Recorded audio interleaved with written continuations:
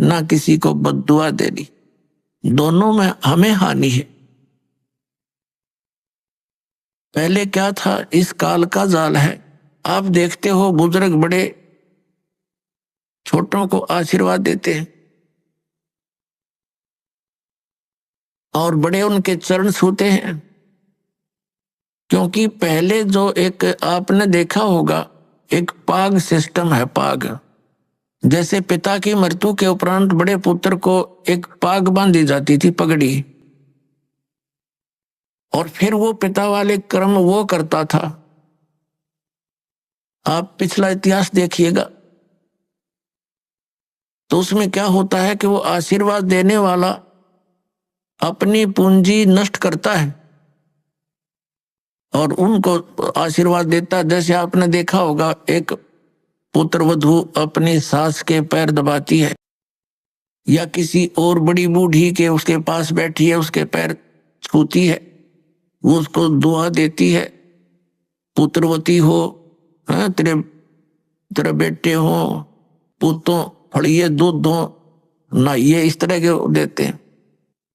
तो वो बुढ़िया के पास जो चौनी थी वह तो पुत्र वधू को दे दी, आप खाली होगी, आगे चारदर है ही नहीं।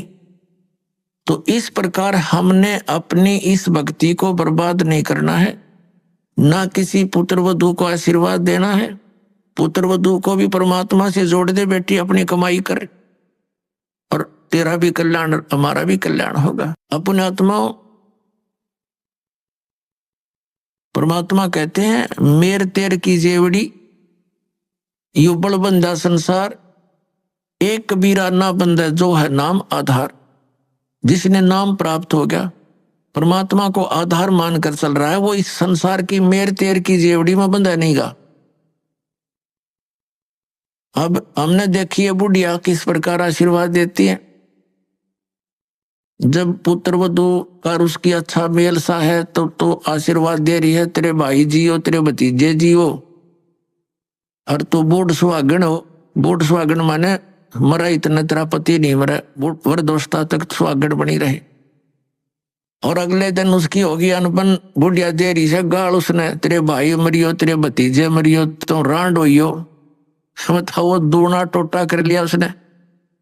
पहले तो आशीर्वाद देकर खोई, फिर उसने बद्दुआ देकर भक्ति खोई।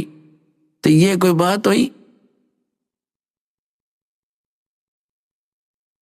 जो दास आपको कह रहा था कि ये भक्ति मार्ग जो अब प्रारंभ